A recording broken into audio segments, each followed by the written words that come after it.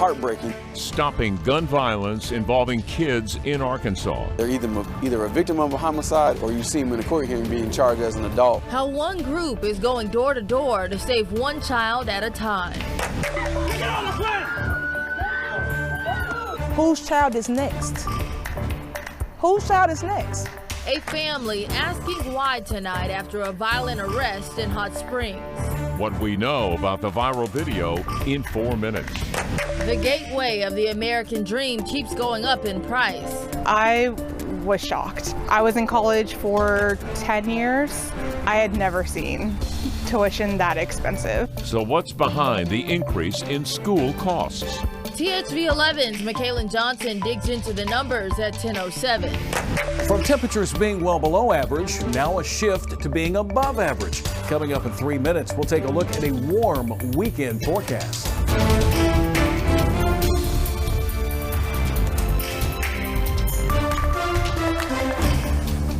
And we begin tonight with developing news out of Hot Spring County. An Arkansas sheriff is in police custody tonight facing felony charges. There is limited information right now, but here is what we know now.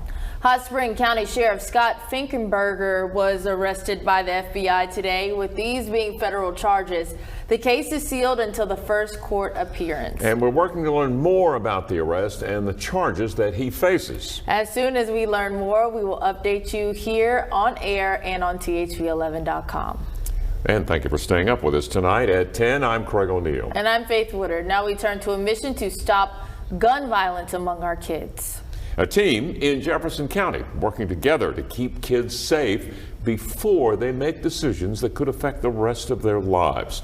And THV 11's Ashley Godwin got to follow them around today to see how it works. Tell us about it, Ashley. Hey, Craig, we followed group violence intervention as they went door to door to check on these kids. The goal, build relationships that will lead to a better future.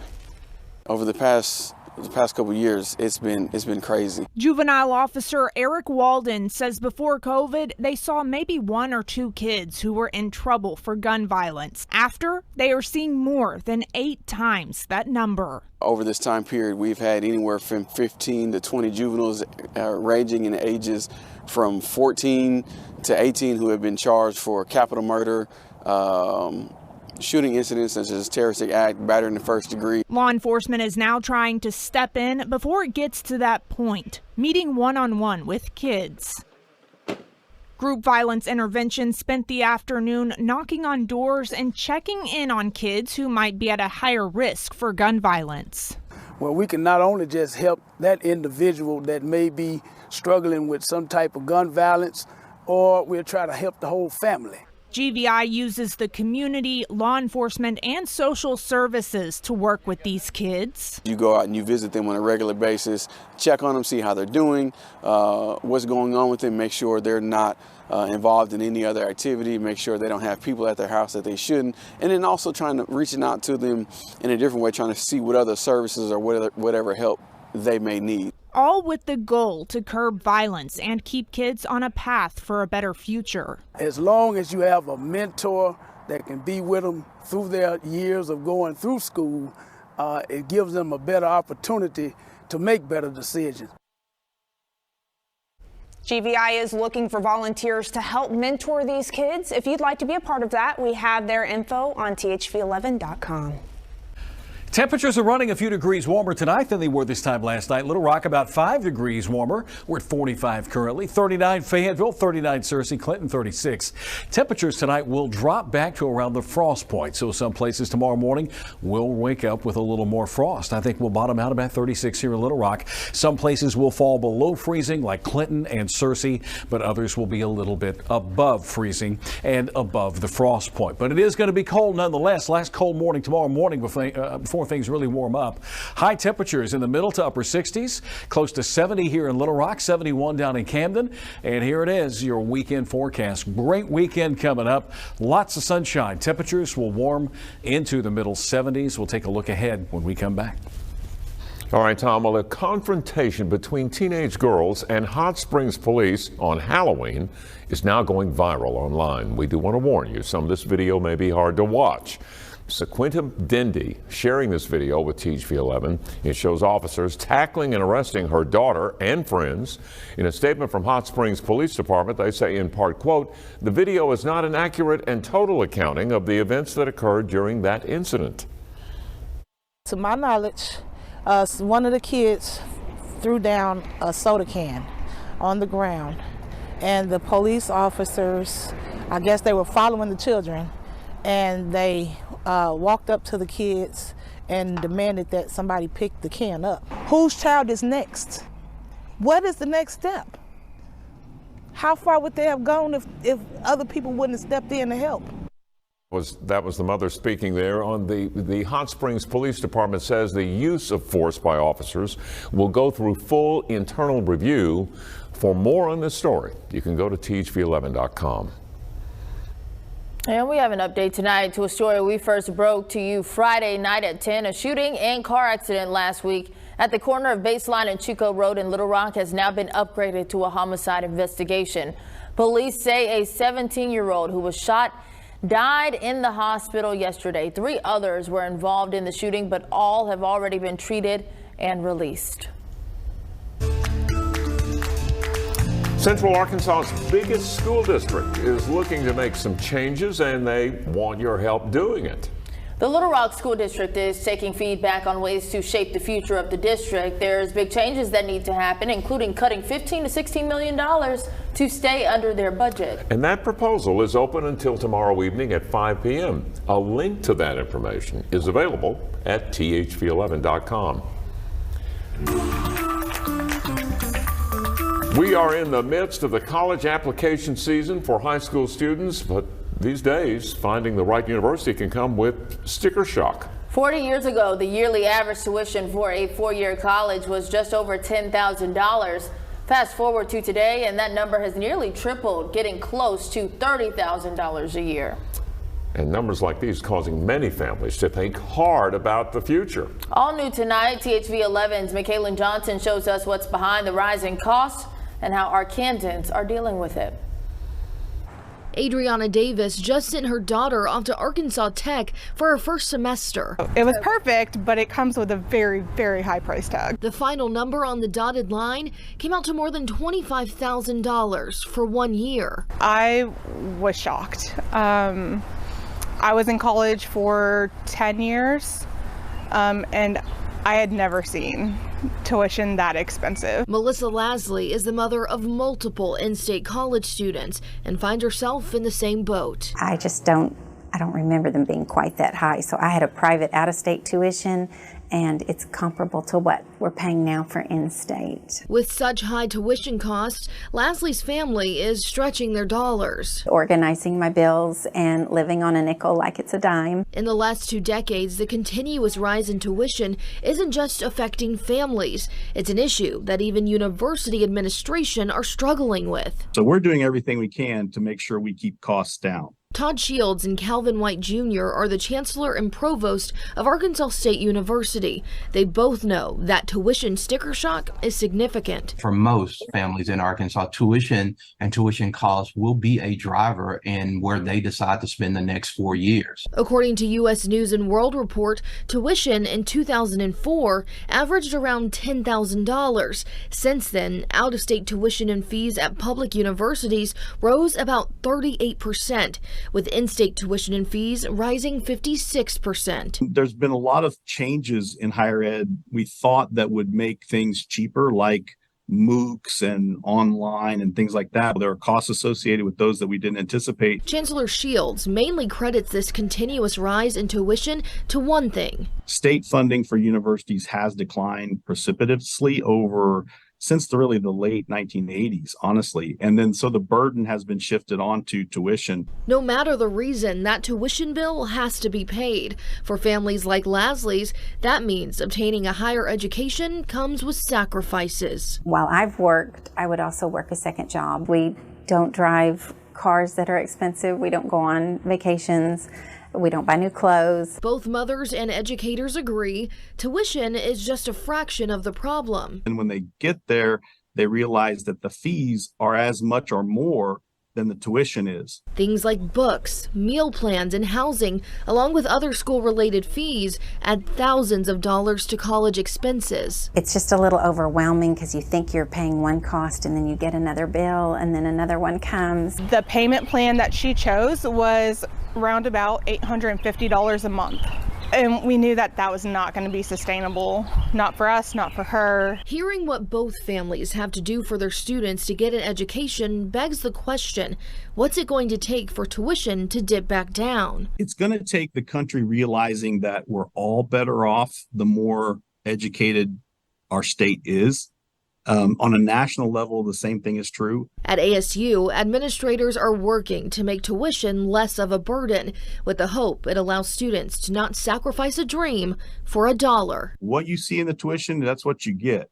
I mean, there's not additional fees that you're going to become in contact with. What we want that student to be able to do is pick us, and knowing that tuition is not a driving factor. With no sign of tuition costs going down or even leveling off, Davis and Lasley are concerned about the limits this puts on higher education. A lot of students are not going to be able to afford to go to college, and it's going to severely impact their opportunities. Over 30 years in teaching, when a lot of people are hanging it up, I'm still counting the days because I've got more kids to go. Sacrifices a little because the end result is going to be better for them. In Little Rock, Michaelan Johnson, THV 11 News. Ultimately, inflation, rising administrative costs, and reduced state funding for higher ed keep college costs high. But some recent reports say if tuition continues to rise, demand will go down, which in turn could cause colleges to decrease prices to attract students to their campus. New requirements for small businesses. There is a claim online saying a new law will require small businesses to submit new personal information to the government. But is that true? Well, we're going to verify in 3 minutes. One last cold morning tomorrow morning. You wake up, temperatures in the middle 30s. We'll climb up into the upper 60s to near 70 tomorrow afternoon. And a great looking weekend is ahead. I'll have your forecast here in just a few moments. For the first time this season, the Arkansas Department of Health is reporting a flu death. The person was reported to be older than 65 years of age. So far, flu remains low in the state, with just one outbreak being reported, and that was from a nursing home. In a weekly report, data shows minimal flu-like activity and no COVID-related deaths. Today, the Arkansas Department of Agriculture confirming a case of the avian flu on a poultry farm in Madison County. According to the U.S. Department of Agriculture, there's no public health concern. The bird flu doesn't affect poultry meat or egg products, which are still safe to eat. However, the virus can spread quickly between flocks and be deadly to chickens. The farm is under quarantine to stop the spread of bird flu to other flocks in the state. A viral video claims small business owners will soon need to submit personal information to the federal government or face daily fines. Well, you know what we have to do here. Brandon Lewis from our Verified team looks into whether that's really the case. This video on Facebook claims new federal surveillance of small business owners' lives will begin January 1st. Starting 2024, you will need to register or be registered in a new federal database if you have any key role in an LLC or in an S-Corp. Verified viewer Marcia asked us if this is really going to happen. So Marcia, let's verify. Will most small business owners have to give the federal government more personal information starting in 2024? Our sources are the Corporate Transparency Act, the U.S. Treasury Department, business law firm Baker Hostetler, and Comply Advantage, a regulatory tech company. In 2021, Congress passed the Corporate Transparency Act. The law requires nearly 33 million small business owners to submit reports to the Treasury Department's Financial Crimes Enforcement Network, or FinCEN, starting in 2024. These reports must include personal information about the company's owners and, in some cases, other employees, including their name, home address, birth date, copies of their passport or driver's license, and taxpayer identification number. FinCEN says it needs this information to make it harder for bad actors to hide or benefit from their ill-gotten gains through shell companies or other opaque ownership structures. The law allows the government to penalize owners who do not file their ownership reports or don't keep them updated up to $500 per day. So, yes, most small business owners will have to give the federal government more personal information starting in 2024. Existing companies will have until January 1st, 2025 to file their reports. There are a few exceptions for certain types of businesses, like some nonprofits and larger companies. You can find out more about how to comply with this new law at verifythis.com. With your Verify, I'm Brandon Lewis.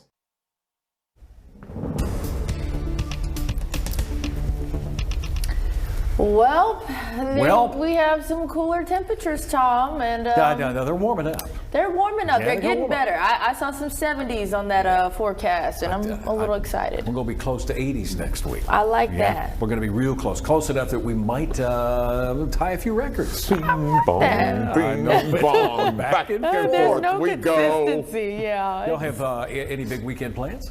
I'm going to sit in the house and eat good food and watch Netflix.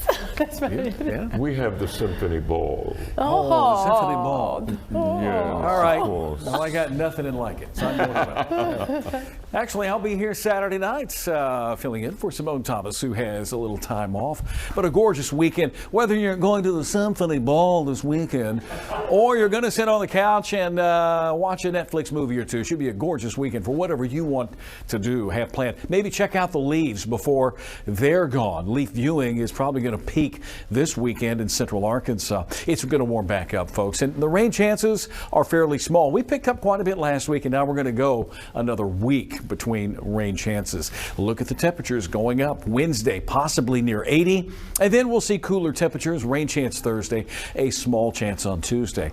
As for the cooler numbers at night, they're going to be warming up. Tomorrow morning in Little Rock, right around 36, and then we'll see numbers in the middle to upper 50s. I think you're going to notice the feel next week is going to be a little more humid. Dew points are going to be up, therefore temperatures will stay up. High pressure, which has been very nice to us, brought us a nice refreshing air mass moving away. Southerly winds building back in. Not really a cloud in sight. Arkansas, Oklahoma, Missouri, and I think moisture levels stay low over the next few days. The sunshine and warm temperatures. Let me throw this at you now.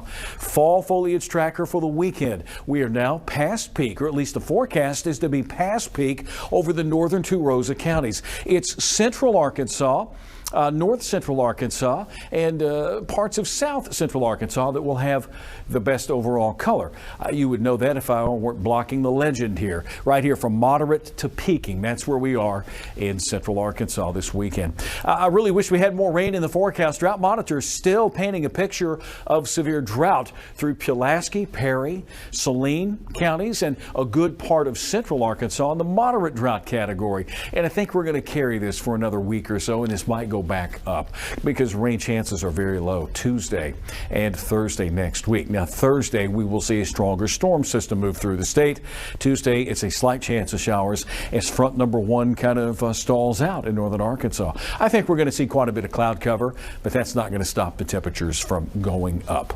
Tonight's lows, we're going to be in the 30s pretty much statewide. I show this map. I'm going to stay on it a little bit longer, find your location, because it's still cold enough for frost and a freeze in some areas. We're going to drop off to 36 by tomorrow morning when you wake up with Scott Covert.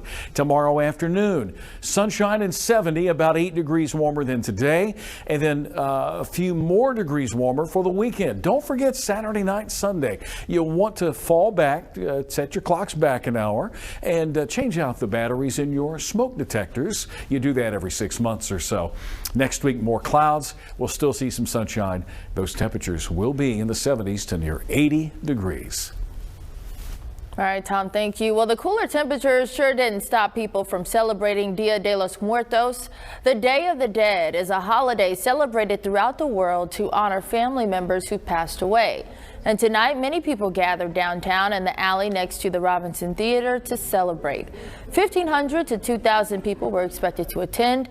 Authentic Mexican food, traditional Day of the Dead customs, and artwork was available. There was also an altar display to remember loved ones. We don't remember them in a somber way. We always want to remember them in a happy way. So the Mexican Day of the Dead is a celebration of life. The event was put on by the Mexican Consulate of Little Rock, along with the Central Arkansas Library System and Downtown Little Rock Partnership. You know, Razorback fans really need something to celebrate as well. And, you know, I've got an idea. How about some soccer? A spot in the SEC title game on the line next to the sports. The THV 11 Sports Desk, sponsored by your Central Arkansas Hyundai dealers. Just 2 more sleeps left before Arkansas football game day. The Hogs, well, they had the bye week to adjust to that offensive coordinator change. Now they head to Florida. Arkansas's lost 6 straight games this season, but they've got an even longer streak to break Saturday. The Razorbacks have never won a game on the road in Gainesville. Their last chance coming in a 28-point loss back in 2020. Humid down there, so hydration gonna be a big thing for us. I mean, we really weren't much, because it was COVID, so it was kind of hard to be able to get the full feeling of being in the stadium, but I feel like it's going to be a great atmosphere.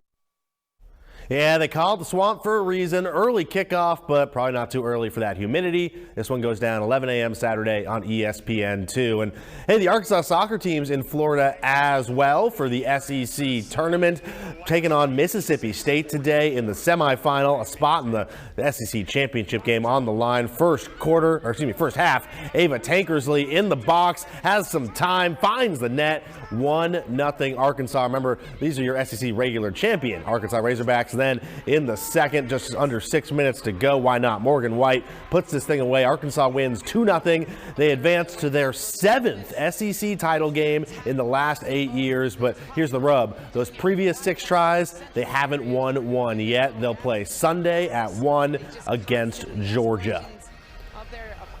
And it's the final week of high school football's regular season. We got conference titles being decided left and right, including tonight in Pike County, where the winner of Mineral Springs and Murfreesboro will win the 2A3. And this game is so crazy, we got to skip right to overtime. Tied 6-6. They go to an overtime period to decide the conference, and right to a 4th down, 4th and goal for Murfreesboro. QB rolling to his right, gonna loft one to the corner of the end zone. It's a catch. The touchdown puts Murfreesboro on top 12-6, but now they need to get a stop. 4th and goal from the 1 for Mineral Springs, and the Rattlers defense comes up with the stop at the goal line.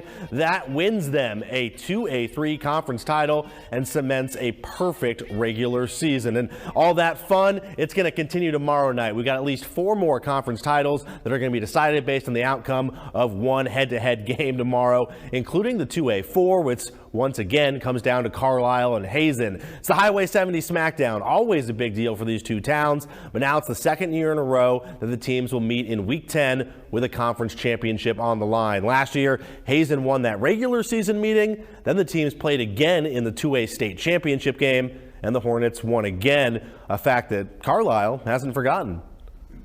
A great group of seniors, and they weren't satisfied with the way things ended. They were, we were happy to be where we were in the state championship game, but the way that it went down kind of left a bad taste in our mouth, and that fueled us throughout the off season and the summer and to be where we're at right now. So we've used it as fuel for the entire season. And the 7A Central title is going to come down to tomorrow night as well. Bryant versus Conway. Those also happen to be the last 2 teams that won Sweetest Play. Conway got the Yarnells this week, their ice cream party today. Another shot at the prize coming your way tomorrow night with a whole bunch of games. We'll see you there.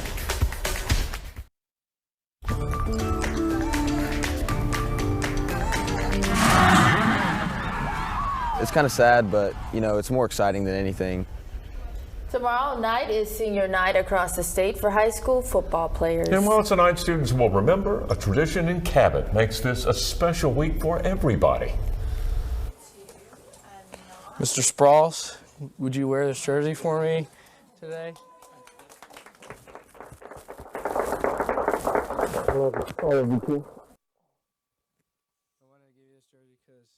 And Hayden Balgavy tomorrow morning for the story as they help you wake up with a smile tomorrow. Make sure you set your VCR. It's going to be a good story.